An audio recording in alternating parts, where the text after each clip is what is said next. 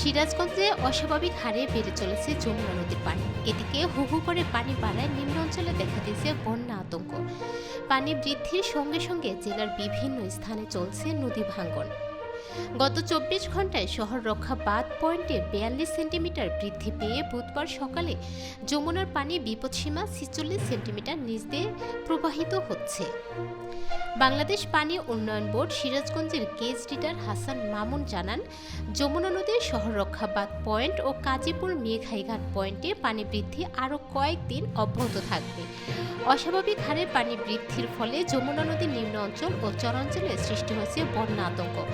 এদিকে পানি বৃদ্ধির সাথে সাথে জেলা শাহজাদপুর, কাজীপুর ও সদর উপজেলার বিভিন্ন স্থানে শুরু হয়েছে তীব্র নদী ভাঙ্গন। গত ২৪ ঘন্টায় এই ৩টি উপজেলায় অন্তত ১০টি কাঁচা পাকা বসতভিটা সহ বিস্তীর্ণ ফসলের জমি নদীগর্ভে বিলীন হয়েছে।